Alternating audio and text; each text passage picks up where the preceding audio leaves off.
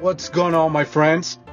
So what's happening in Iran affects you directly in real ways, and it's already having tangible effects in your rent, mortgage, your ability to buy a home right now. My name is Paul Gomez, and I'm a real estate agent in the greater Charlotte area. So I'm going to break this down for you using real data and what it actually means for you. So first and foremost, we all know Iran. So tensions involving Iran have disrupted the oil supply, especially through the Strait of Hormuz, which you've seen in the news all the time. That's basically all we hear nowadays. And that's about 20% of the world's oil flows to the rest of the world. So because of that, oil prices have already jumped significantly, and that feeds directly into the inflation. So here's the key. When inflation goes up, interest rates stay higher for longer. So let's talk about mortgage rates. They're already back above 6% again. So we're hovering 6.4, 6.5, depending on several factors, but let's call it 6.5. And this connects directly to real estate. So higher interest rates, lower affordability. Every 1% in rate increase reduces buying power by roughly 10%. That's a huge number. So buyers are getting pushed out of the market. And when buyers get pushed out of the market, they become what? Renters, right? So now let's layer that into what's happening locally in Charlotte, in the Charlotte area in general. So an average home value is about $393,000, down about 1.4% year over year. So homes are taking longer to sell, and over 60% of homes are selling below the asking price. This is what Zillow is saying. And at the same time, median prices are still around $400,000 plus. Long-term appreciation is projected at about 4 to 5%. Population growth, and that's in several years. Population growth is still strong. So what does this mean for you? This is not just one market. This is really multiple hyper-local micro markets. And so some areas are declining slightly, overbuilt or overpriced areas.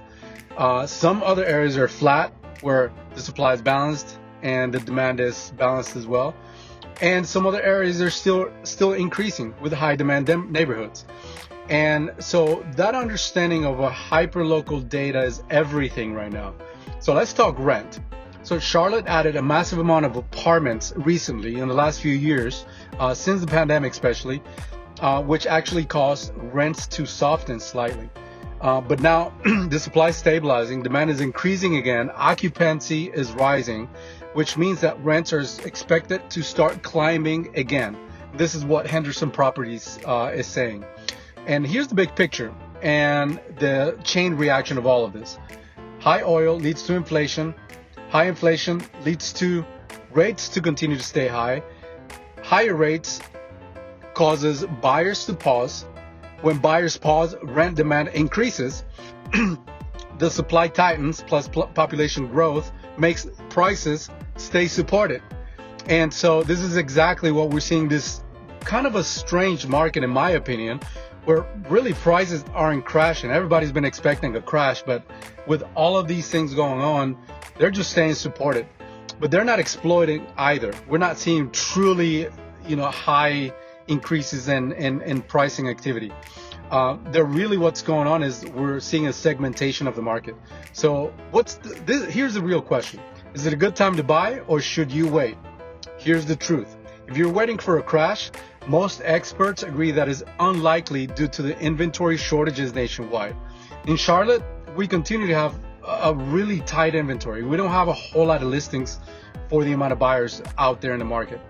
But if you buy without understanding your specific neighborhood, you could absolutely buy into a declining pocket. So the real answer is this. It really depends on the micro market.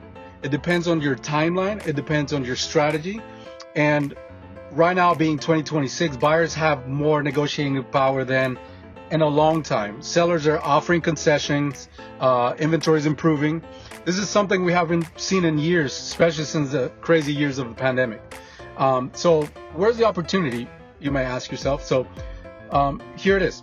You can always negotiate closing costs. You can buy down your rate.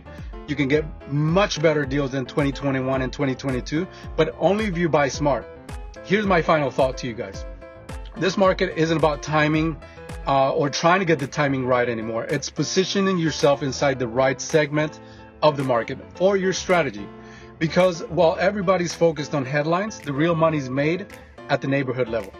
So if you want more tips, if you want to get more broken down insights of real estate data and how it impacts your money, follow me, send me a message. I would love to talk to you and do a consultation at any time.